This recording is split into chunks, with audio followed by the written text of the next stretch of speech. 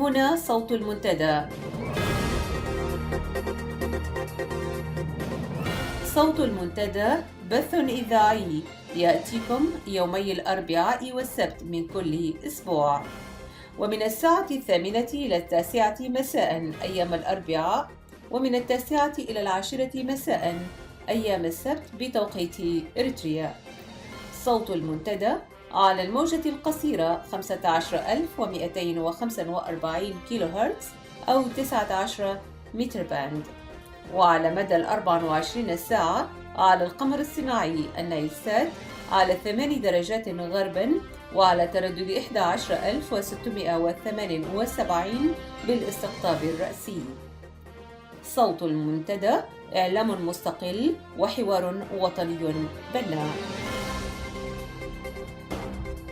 صوت المنتدى.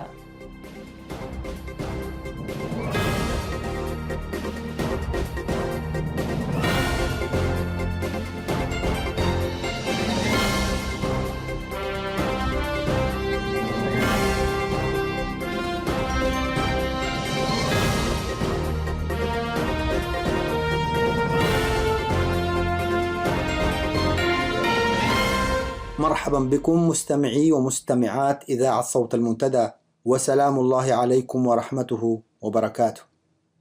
سأكون معكم أنا صلاح محمد زين خلال ساعة هذا اليوم الأربعاء 19 من نوفمبر، وأستضيف في لقاء المنتدى الدكتور يوسف برهانو رئيس المكتب التنفيذي للمجلس الوطني الإريتري للتغيير الديمقراطي، حيث نتناول الحالة الراهنة للمجلس ومستجداته، ولكن عقب نشرة الأخبار التي سأوافيكم بها بعد هذا الفاصل.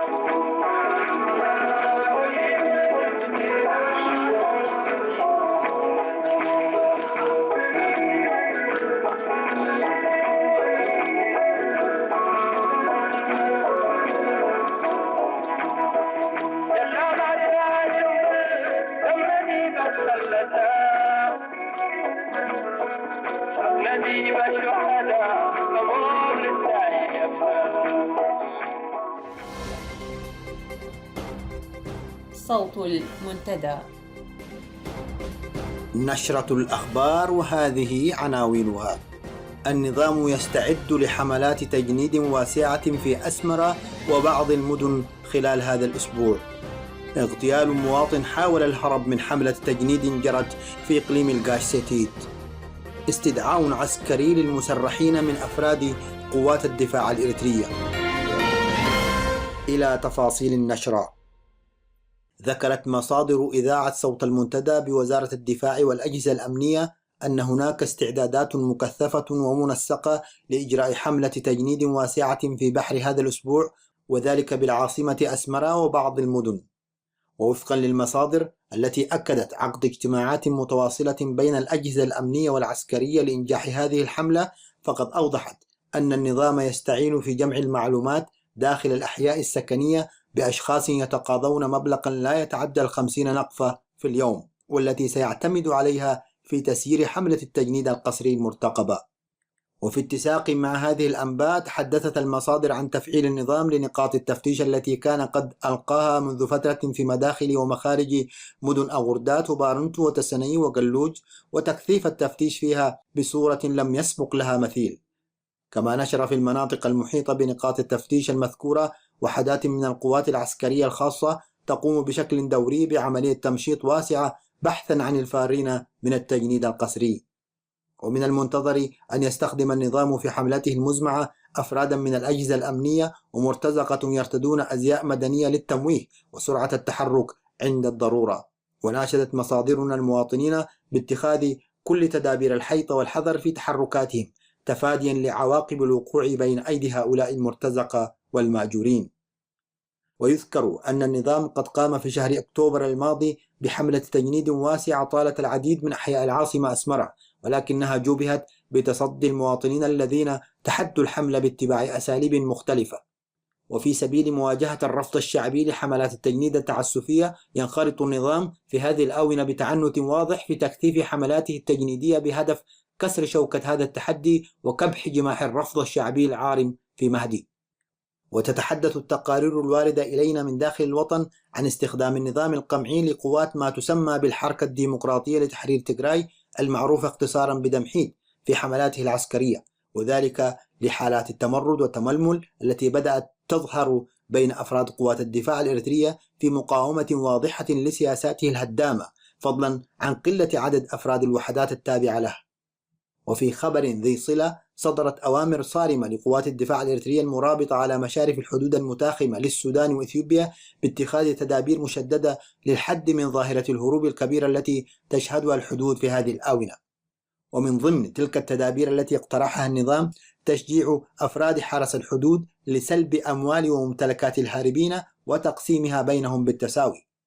وتأتي هذه التدابير عقب الاجتماع الذي عقده العقيد أمن يوناس بقادة السرايا ومن فوقهم بمدينة تسني في الفترة الأخيرة، تتعلق بالإجراءات التي ينوي النظام اتخاذها للحد من هروب الشباب من البلاد. اغتالت أجهزة أمن النظام المواطن محمد سليمان منتاي البالغ من العمر 52 عاما أثناء محاولة هروبه من حملة تجنيد طالت المواطنين في كل من مدينتي بارنتو وتكومبيا في الفترة من 11 إلى 15 من شهر نوفمبر الجاري. وجاءت الحادثة عقب إطلاق أفراد الأمن النار عشوائيا ودون سابق إنذار على المواطنين الهاربين من الحملة.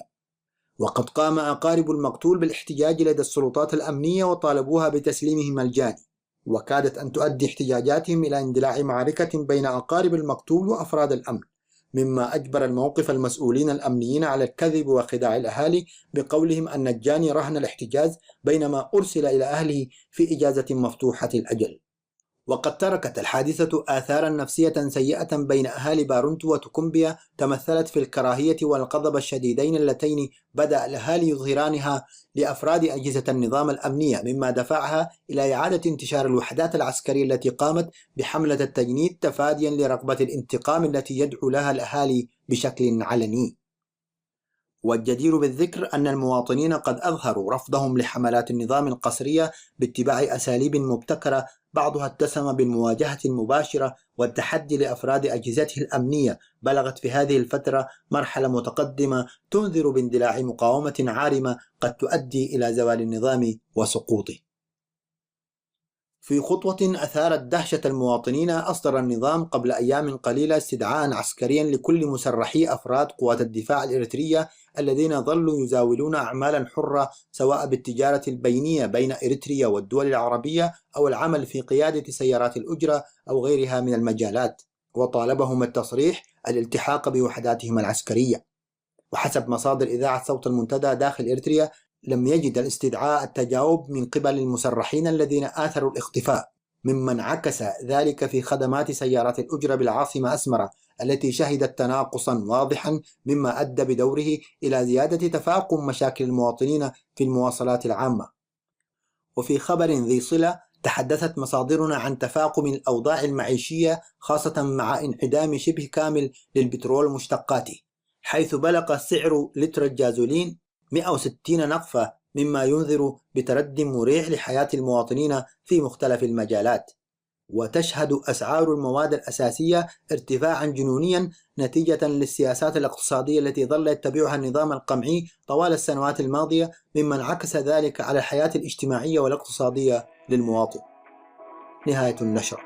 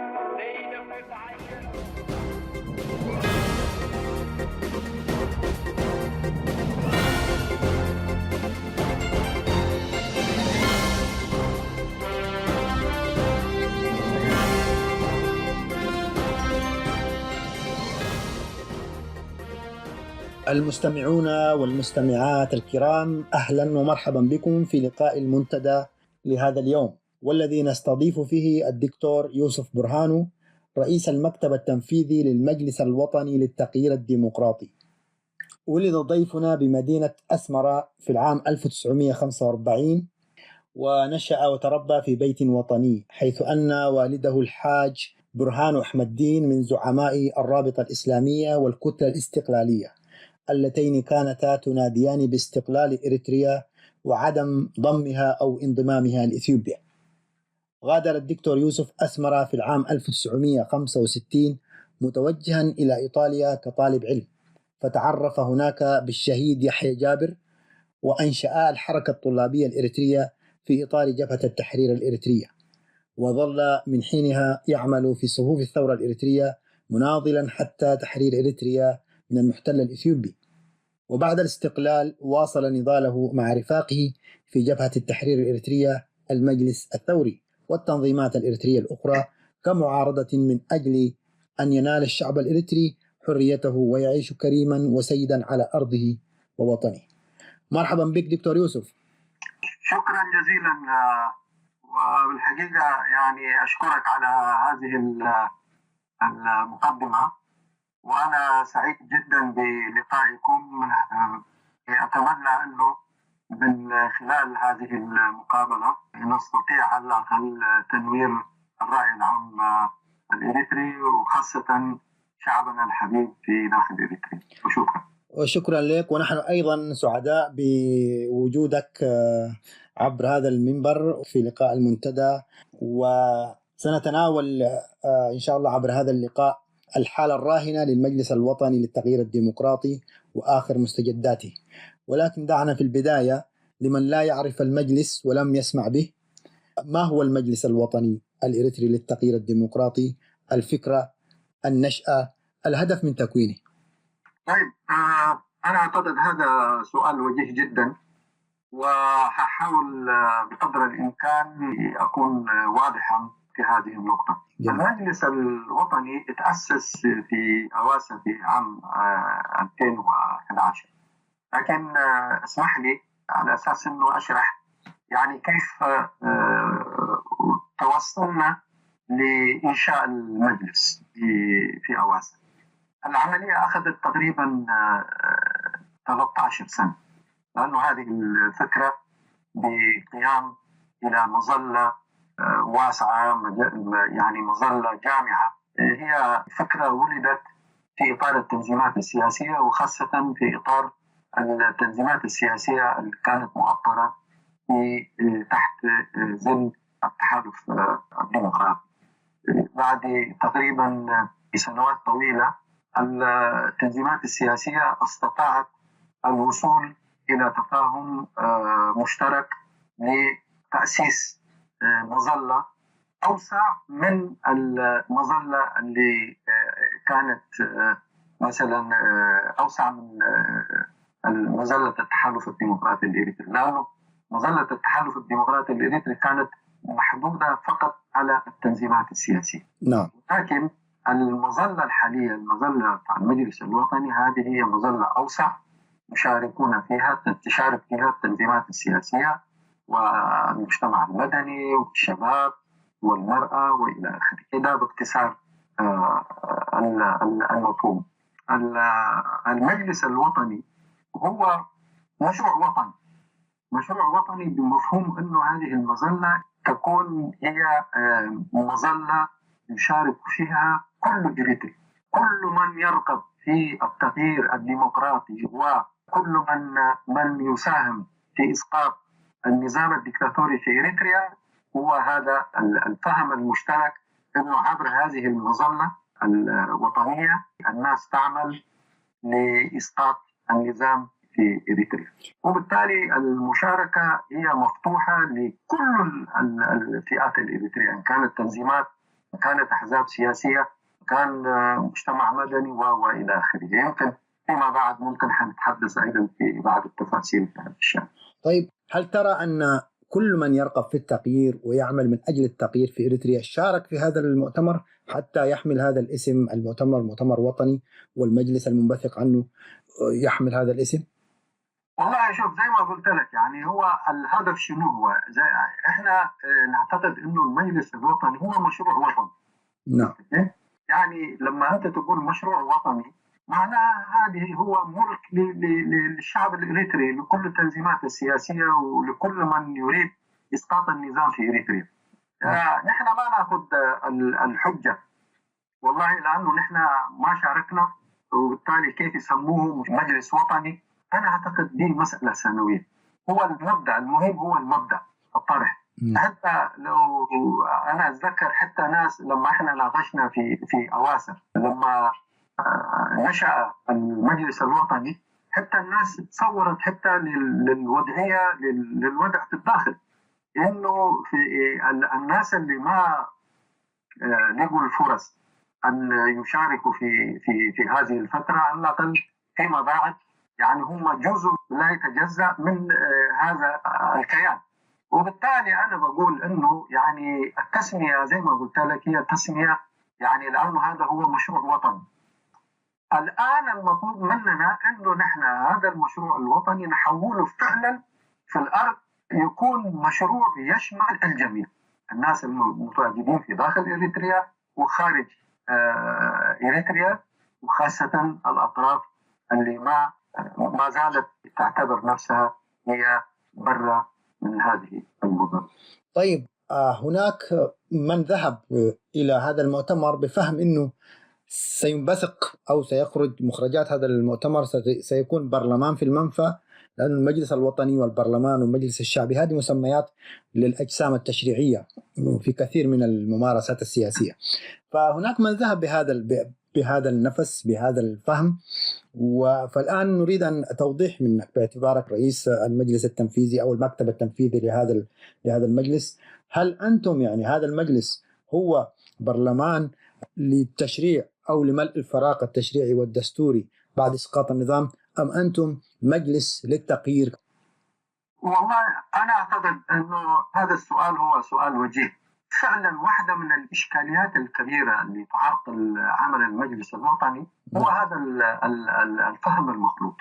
أول حاجة يا سيدي الكريم، هذا المجلس هو مجلس للتغيير الديمقراطي.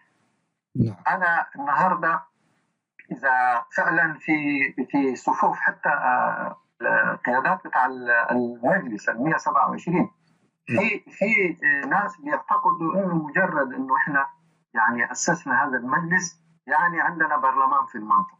هذا غير صحيح، وانه يعتبروا المكتب التنفيذي كحكومه في المنطقه. هذا غير صحيح على الاطلاق. جميل. نحن في مرحله نضاليه للتغيير، اسقاط الديكتاتوريه، وقدر الامكان مساهم في التحول الديمقراطي في إريتريا. جميل. عشان كده من يعتقد انه والله النهارده القيادات الموجوده اللي قاعد تقود في المجلس الوطني هي حتكون هي البديل للنظام حين يسقط في حينه، انا اعتقد هذا يعني تصور غير صحيح. واعتقد انه وسائقنا هي ايضا واضحه. اول حاجه اكرر انه يعني المجلس الوطني ليس برلمان على الاطلاق، المكتب التنفيذي ليس حكومه في المنطقه على الاطلاق. نعم. لانه هاتان المسألتان على اساس انه احنا نسميها برلمان في المنطقه او حكومه في اريتريا في المنطقه، عندها شروط، فيها شروط محليه ودوليه. نعم. ما نقدر نتجاوز هذه القضايا. عشان كده نحن خلونا نبسط الامر، نحن قاعدين ننادل على اساس انه يتم التغيير في اريتريا. عشان كده بنحاول بقدر المستطاع جمع كل القوى المناضله في اطار هذه المظله الواسعه والكبيره.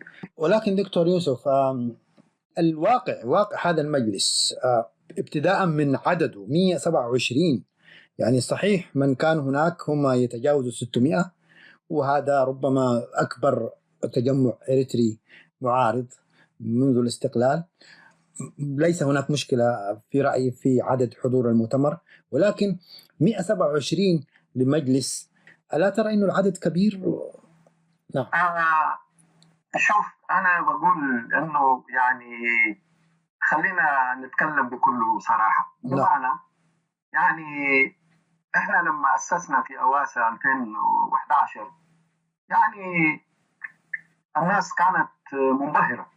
والناس كان عندها عشم كبير وأحلام بكل تأكيد، لكن الأحلام شيء والواقع شيء آخر.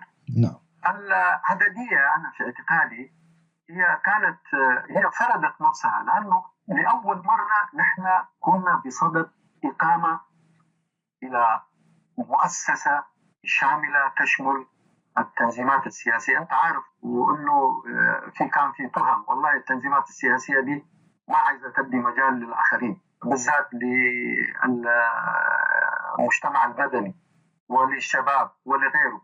نحن رأينا على أساس أنه في أواسط يعني كل هذه الفئات تكون هي جزئية أساسية التي تكون أو السند الأساسي للعمود الفقري لهذه المظلة. عشان كده كان في مراعاة على أساس إنه الناس والله يعني تدي فرص للتنظيمات السياسية والمجتمع المدني وللشباب وللمرأة وإلى آخره. ده كان السبب الرئيسي.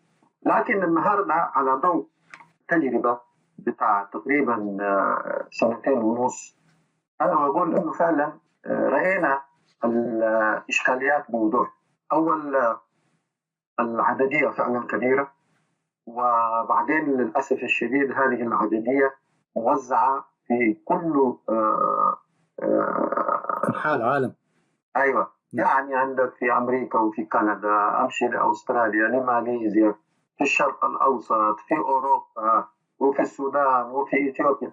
طبعا عملية صعبة، ودي يمكن حتى الدول كمان ما تقدر عليها. صحيح. نحن يعني كمنابلين. نعم. عشان كده أنا بقول إنه أول حاجة زي ما قلت لك، لتأسيس هذه المؤسسة الوطنية كان لابد إنه جمع أكثر، زي ما بتقول، كل الأطراف اللي تمثل المجتمع الإريتري بدياناته، بتشكيلاته الاجتماعية وغيره وإلى آخره. أنا أعتقد دي كانت خطوة أولى مهمة. لكن فيما بعد على ضوء التجربة، أنا بقول طبعا تقليص هذه العددية، سواء كانت في عضوية المجلس وخاصة كمان في عضوية المكتب التنفيذي، أنا أعتقد هذا هو أمر ضروري يعني. طيب، الكل يعرف هذا المؤتمر كان تحت رعاية ما يعرف بمحور صنعاء، اللي هي 3 دول: إثيوبيا والسودان واليمن، وهناك مكتب يرعى هذه المعارضة ويدعمها. إذن بعد تكوين المجلس، هل وضعتم أي خطة للتحرك بدعم يفك قيدكم من الاعتماد على هذا المحور؟ أتساءل تكاليفكم وتحركاتكم كمجلس، من يتكفل بمصاريف نشاطاتكم كمجلس وطني، كمكتب تنفيذي ومجلس تشريعي؟ طبعا هذه المسألة هي مسألة مهمة جدا. فأنا بقول إنه قبل ما إحنا نوجه التهم أو نوجه الأصابع إلى الآخرين، مفروض خلينا نبدأ نحن من نفسنا. ماذا فعلوا الإريتريين على أساس إنه يساندوا هذا المجلس الوطني؟ أنا أعتقد هو ده السؤال المركزي. يعني كان يكون إنه في ناس والله يقولوا يعني التنفيذية دي ما اشتغلت والمجلس ما اشتغل وده ما فعلوا كذا. يعني نحن ماشيين بمجهودات خاصة. يعني النهاردة هذا المجلس الوطني عنده ميزانية محدودة، والإخوة في المكتب صنعاء ما قصروا، يعني على الأقل بما أنه نحن يعني مكتبنا الرئيسي يتواجد في أديس أبابا، الميزانية عندنا ميزانيات محدودة. خلينا مثلا عندك إيجار بتاع المكاتب، عندك الكوادر، التحرك وإلى آخره، لكن هذه ما تتعدى يعني زي ما يقال على أساس أنه عندك ميزانية ضخمة تقدر تبرمج عليها وتقدر تتحرك وإلى آخره. أنا بقول هذا الكلام على أساس أنه عايز أوضح بالذات للإريتريين، نعم. للشعب الإريتري، على أساس أنه والله كان في يتوقعوا أنه هذا المجلس بعد ما نشأ يعني حيكسر الدنيا، حيعمل، حيتحرك وحيعري. أنا أعتقد دي كانت رغبة هي، شفت كيف؟ لكن في أرض الواقع يعني واجهتنا صعوبات كثيرة، مثل المالية.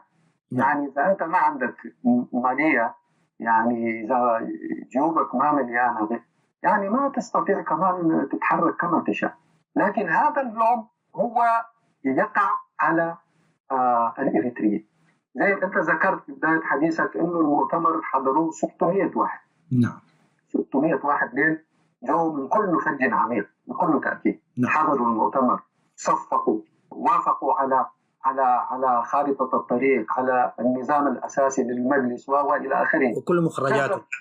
أيوة، مجرد ما فضل المؤتمر كل واحد مشى نام في بيته، ومن بيته قاعد يلوم، يقول والله التنفيذية ما عملت، والله يوسف برهانو ما عمل كذا وكذا.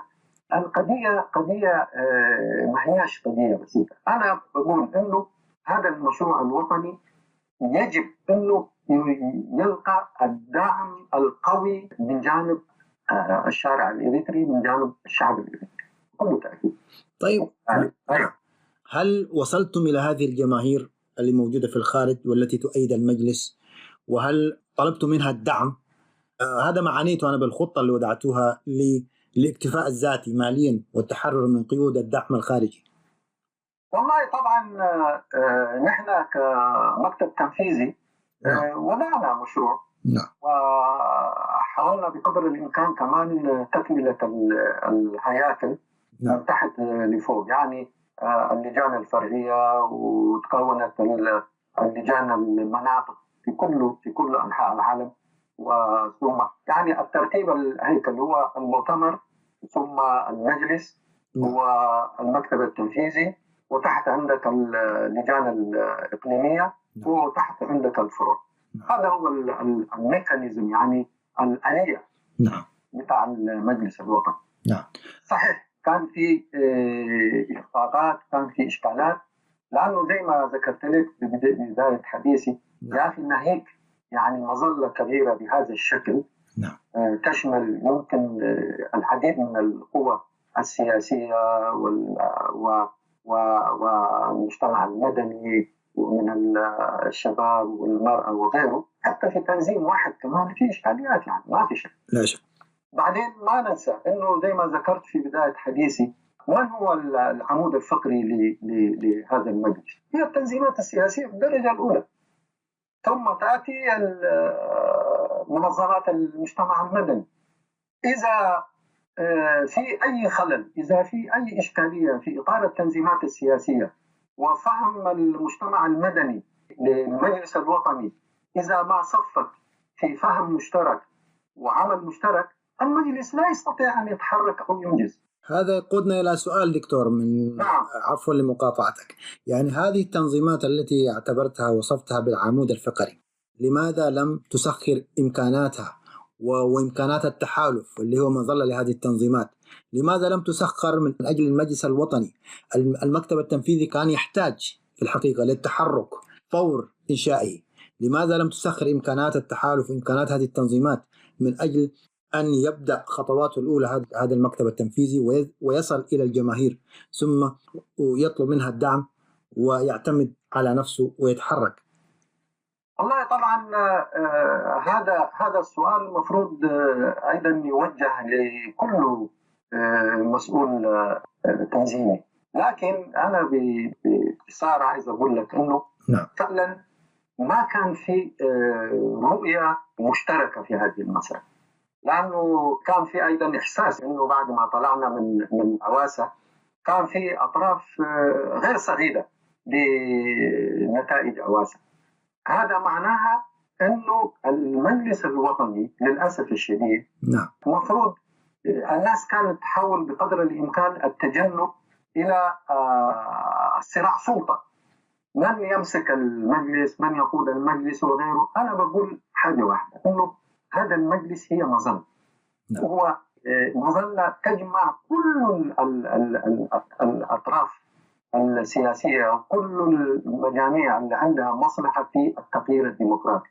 من يفكر إنه والله من قاعد يقود المجلس الوطني بكرة هو حيقود إريتريا، والله هذا حلم بعيد، هذا غير صحيح. جميل. زي ما قلت لك في بداية حديثي، هذه المظلة أسست على أساس إنه تجمع الناس وتخلي الناس والأطراف كلها تنادل بصورة مشتركة، ومن خلال هذا البيت الكبير وجهات النظر المختلفة تتقارب يوم بعد يوم حتى نستطيع نصل في النهاية إلى إسقاط هذا النظام في إريتريا، وثم نأتي إلى مرحلة انتقالية، هي المرحلة الانتقالية اللي حتحدد من هو اللي حيقود مستقبل إريتريا فيما بعد. ومن خلال الشعب الإريتري هو الوحيد اللي يحدد، وليست المؤتمرات مهما كبرت.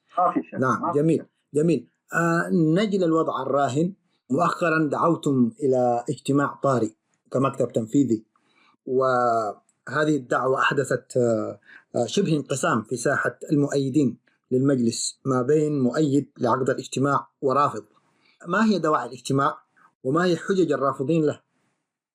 والله شوف، أول حاجة يعني مبدئيا نحن في المكتب التنفيذي وأنا على رأسه، نعم. نحن نرفض يعني نقل إذا ما أدري إذا هو يصح التعبير تسميته المعركة، يعني برا من المجلس في البلتوكات وفي الشوارع. أنا يعني برفض تماما هذا الموضوع. جميل. يعني بالتالي أنا ما عايز أخش في التفاصيل لهذه المسألة، لكن الشيء اللي عايز أقصد عليه شنو؟ نعم. يا أخي المكتب التنفيذي يتصرف وفق القانون والدستور اللي إحنا وافقنا عليه في أواصر. نعم. حصلت إشكاليات وتجاوزات قانونية، وهذه التجاوزات القانونية يعني بدأت بعد الاجتماع الثاني للمجلس الوطني. نعم.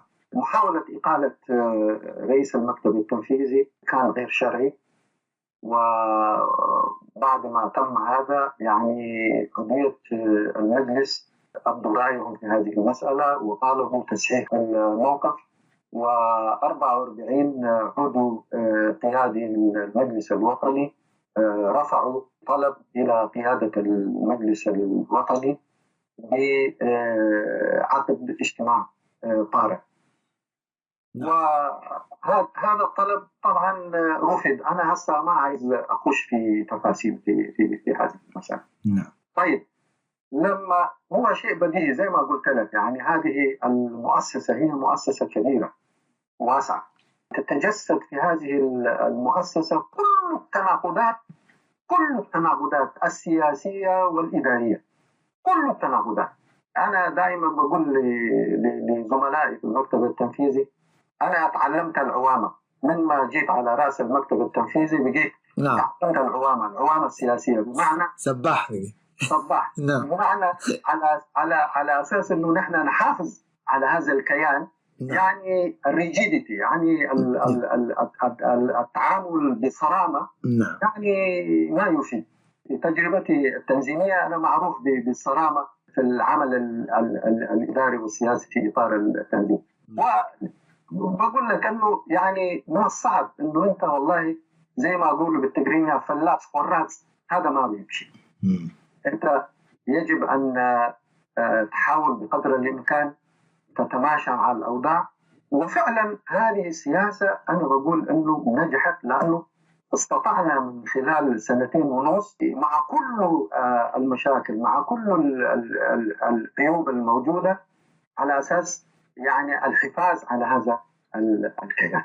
وبالتالي لماذا يعني إحنا طلبنا اجتماع طارئ؟ لأنه بقدر الإمكان نحل على أبواب المؤتمر. أنت قبل ما تدخل للمؤتمر يجب أنه أنت تقدر تحل القضايا. في قضايا يحلها المجلس، في قضايا يحلها المؤتمر.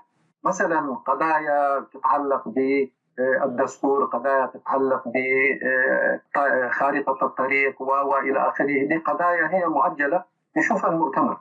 لكن قضايا إدارية بحتة سياسية، في موضوع تكوين اللجنة التحضيرية، في موضوع، أنا أعتقد دي قضايا أساسية ممكن المجلس يجتمع، لأنه في غياب.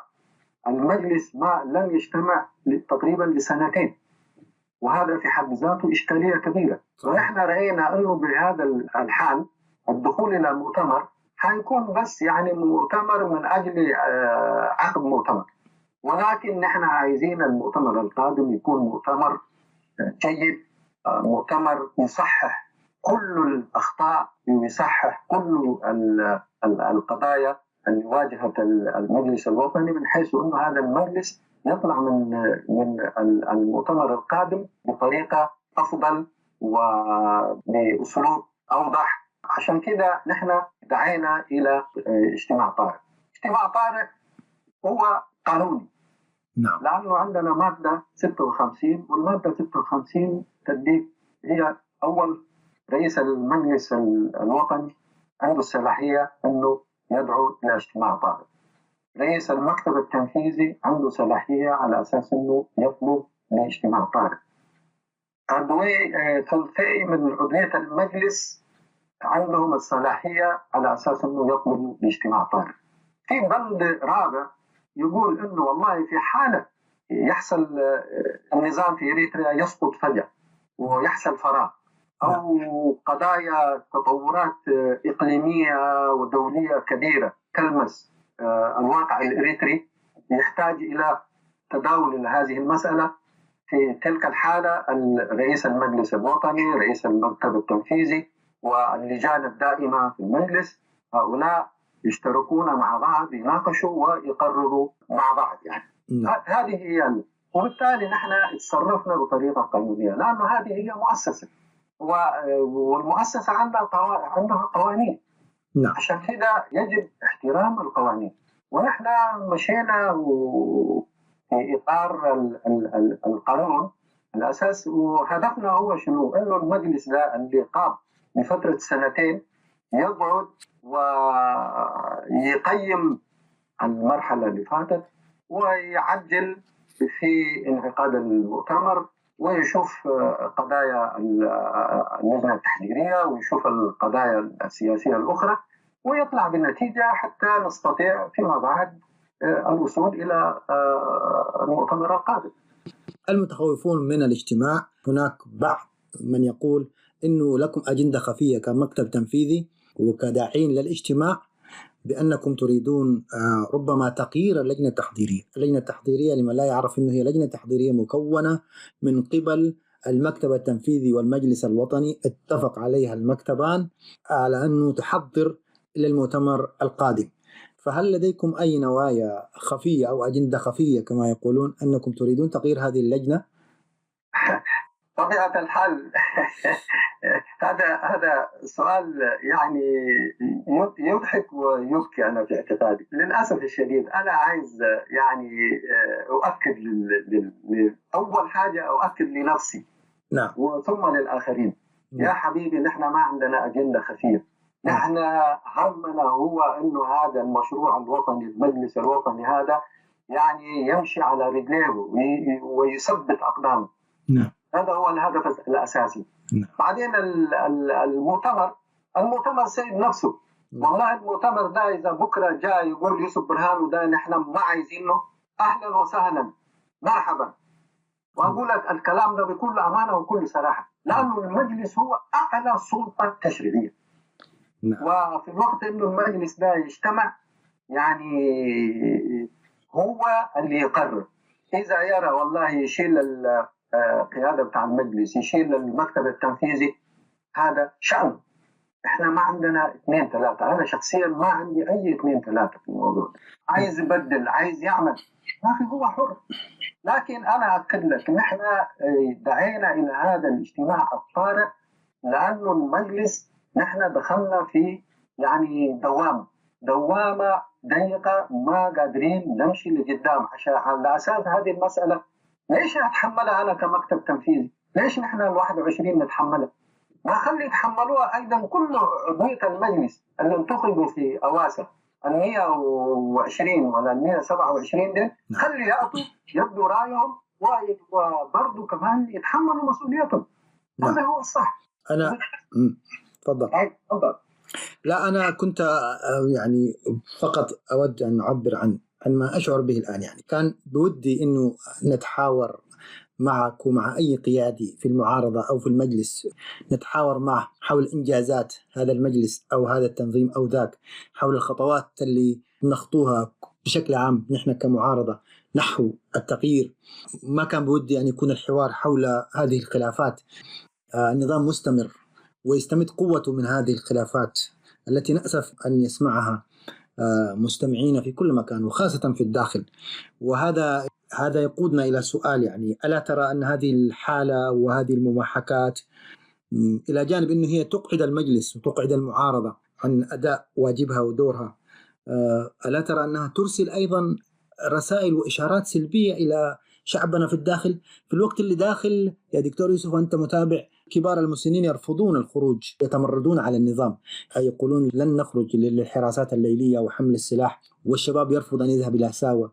وهناك الحراك في الداخل، الشباب في الداخل يجرون مقابلات مع إذاعات أجنبية وإريترية. في هذا الوقت نحن نرسل مثل هذه الرسائل كمعارضة أو كمجلس أو كتنظيمات. ألا توافقني أو تشاركني في هذه المشاعر؟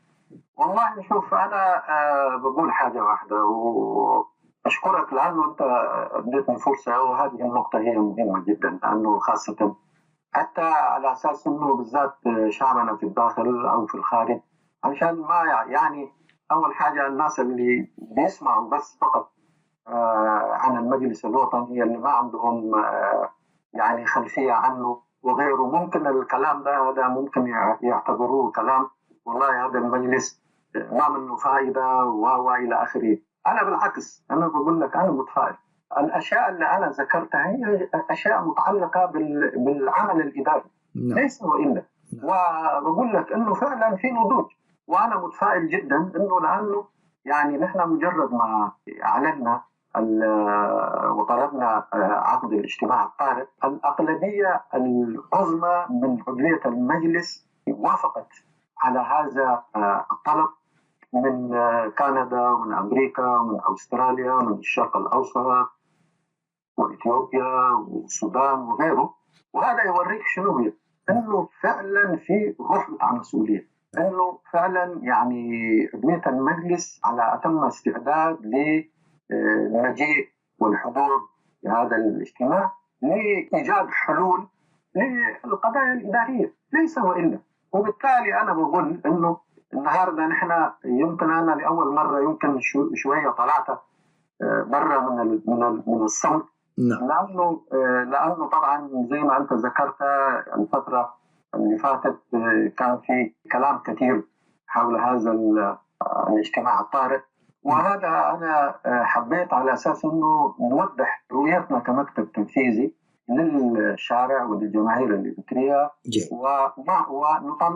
ونطمئن أحب كمان هسه وأكد أنه نحن ماشيين في طريق صحيح، بمعنى أنه عضوية المجلس واعية جدا وفيها كثير من الكفاءات. وبعدين ما تنسى أنه هذه هي تجربة أولى، بعدين نحن كشعب إريتريا يعني أخذنا الاستقلال من 21-22 سنة، شعب ستيل فيري يانج في إدارة الدولة، في إدارة العمل السياسي.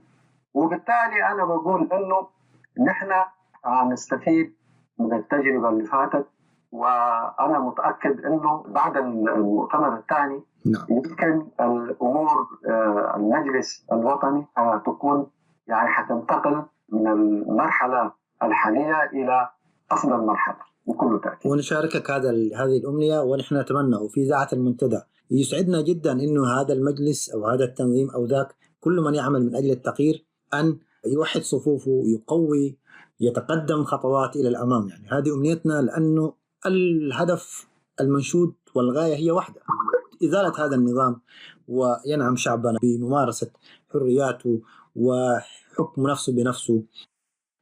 لدي سؤال: ما هي المساعي التي تبذلوها من أجل أن يكون هذا المجلس هو جامع للكل، جامع لكل الأطياف؟ يعني هناك قوى معارضة إن كانت ظهرت بشكل حديث الآن أو كانت أيضا قبل انعقاد مؤتمر أواسا. ما هي المساعي التي تبذلوها لتوحيد الصفوف وتوحيد كلمة المعارضة بشكل عام؟ والله أعتقد هذا السؤال سؤال وجيه يعني، وحجاوبك فيه كمان بمنتهى الصراحة. أول حاجة اسمح لي عشان أقول حاجة واحدة. والله شوف، في كلام كثير عن المعارضة عن المجلس وإلى آخره، لكن عايز أقول لك حاجة، إنه المعارضة الإريترية مع كل ضعفها هي معارضة وطنية، بالرغم إنه الظروف الإقليمية والدولية كلها يعني ما في صالح المعارضة الإريترية. بالرغم من هذا، هذه المعارضة استطاعت الصمود والوقوف على رجليها والتصدي للنظام الدكتاتوري في إريتريا. صحيح هذا التصدي ممكن يكون عندنا تقييمات مختلفة، لكن والله يقول لك المعارضة الإريترية دي سنوات وهم يأكلوا بعض وهم يعملوا وكذا، هذا شيء بديهي هو، لأنه زي ما قلت لك الظروف اللي تواجهنا كمعارضة ما هي السهلة. في تهم ثانية يقول لك والله المعارضة ليش قاعدة في إثيوبيا؟ ما أعرف ليش المعارضة ما عملت كذا وما فعلت كذا، هو موجود في بيته. يا أخي هذا الكلام غير صحيح. هذه المعارضة وضعت نفسها في الخط الأمامي وقاعد تناضل بقدر الإمكان لجمع قواها، وفعلا في بروجرس. يعني زي هسه مش ما كل شيء سلبي، بالعكس. يعني زمان كانت تقتتل من المرحلة دي التنظيمات وصلت إلى تفاهم، شكلت التحالف الوطني، ثم طورته إلى التحالف الديمقراطي، ثم بذلت مجهود وأنشأت المجلس الوطني. نحن في المجلس الوطني لما نقول والله هذا المجلس هو مجلس وطني ومفتوح لكل القوى السياسية والأحزاب السياسية الإريترية والمجتمع المدني وغيره، أنا بقول الكلام ده مش كلام يعني بتاع استهلاك. هذه هي رغبة حقيقية. وفعلا نحن مع الPDP، انت عارف مثلا الإخوان هم برا من هذه المذلة، احنا فتحنا حوار معهم. حتى التنظيمات السياسية مؤخرا كان في أديس أبابا لقاءات معهم على أساس أنه يوصلوا إلى تفاهم مشترك في هذا، وعلى أساس أنه يشاركوا معنا كمان في المؤتمر القادم. ومن أجلهم كمان التنظيمات السياسية طلبت من المجلس الوطني على أساس أنه يا أخي نعمل إعادة نظر في تاريخ انعقاد المؤتمر، حتى ندي فرص كمان لإخواننا ليل عشان يساهموا فيها. لكن في آخر لحظة يعني قيدوا رأي. أنا بقول عايز أضيف في هذه المسألة، نحن ما نقلق الأبواب. وأخيرا كمان هسه حاليا نحن قاعدين نشوف إنه في تجمعات جديدة، واحدة منهم هي المنتدى. أنا بقول نحن يجب أول حاجة بالتقرينيا في كلام حنتيد بين التطاعنية، بمعنى أنه اليد الواحدة لوحدها ما تستطيع تسوي. نعم. نحن خلينا نضع استراتيجية. نعم. نتفق أول لإسقاط وتعرية هذا النظام في إريتريا. جميل. وأرجو أنه كل الإخوان اللي كانوا لحد امبارح يعملوا في صف النظام في إريتريا يكونوا صريحين معنا ومع غيرنا. نحن نرحب بهم، نرحب عن كل من يرفع الصوت ضد النظام ويعمل للتغيير. المسألة والله مش والله كونه إنه جبهة وشعبية يا أخي ده فات زمن. إحنا حتى في التنظيمات لو لاحظت حتى في تحالف أو التنظيمات السياسية حتى عناصر كثيرة اللي كانت في مع النظام جاءت رحبنا بها واشتغلنا معها وقاعدين نشتغل معها، ما عندنا مشكلة. لكن أنا بقول إنه هذه القوة الجديدة يعني اللي قاعد النهاردة تنظم نفسها كمعارضة، يعني مفروض ذاته يشكرونا، لأنه الأرضية بتاع المعارضة هي التنظيمات السياسية دي اللي أوجدتها. لما الناس كانت في إريتريا تعمل في صف الحكومة نحن وغيرنا كنا برا وأوجدنا هذه المعارضة. والمعارضة هي ملك للشعب الإريتري، وبالتالي البيبان هي مفتوحة لكن في أفق واضحة وفهم مشترك واحد. إذا هي المسألة والله تغيير إساياس والبديل بتاعه هو الوش الثاني للعملة، هذا مرفوض تماما. لكن التغيير يكون يشملهم هم، يشملنا نحن، يشمل غيرنا مع بعض، أهلا وسهلا. تغيير جذري. نعم. نحن جدا يعني سعداء بهذا اللقاء معك والحديث ذو شجون كما يقولون، وربما تكون لنا لقاءات أخرى. سنختم هنا لمحدودية الوقت، ونتيح لك كلمة أخيرة إن كان جانب من الجوانب التي لم نتطرق لها.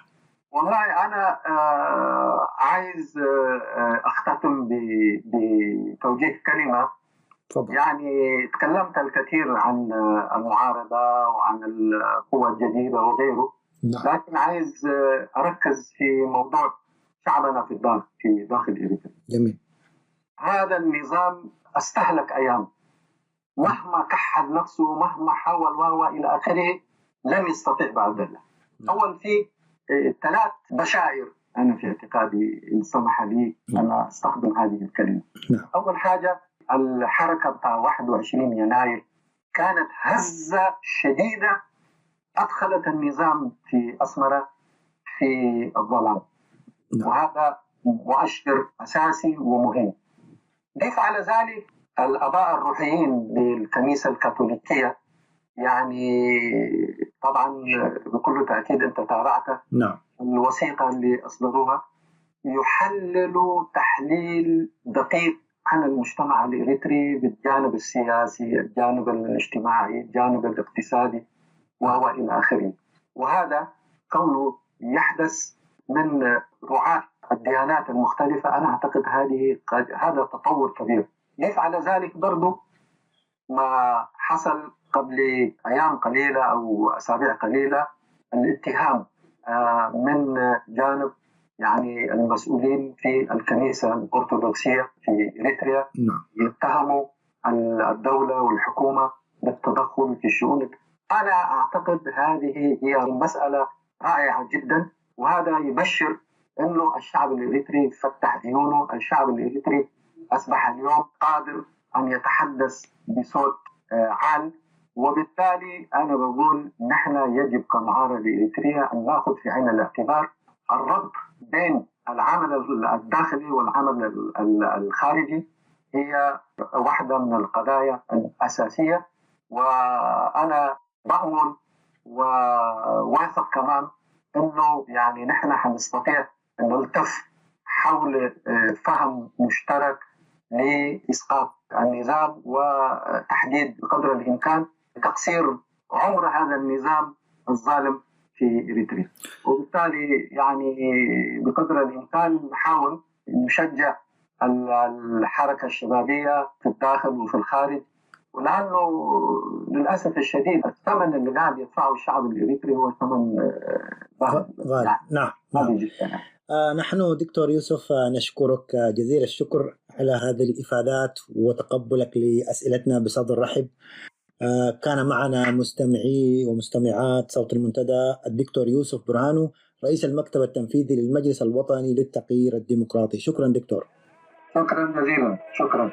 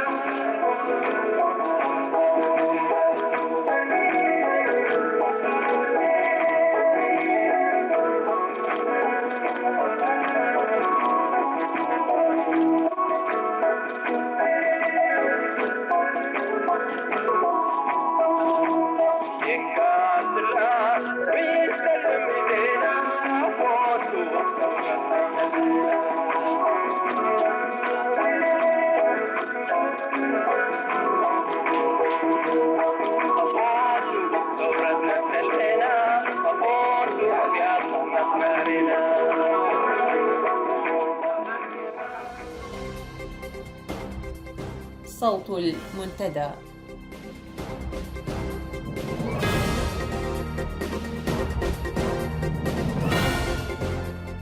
إلى هنا وصلنا وإياكم إلى ختام ساعة هذا اليوم، حتى يتجدد اللقاء بكم بمشيئة الله. كونوا بخير وفي أمان الله.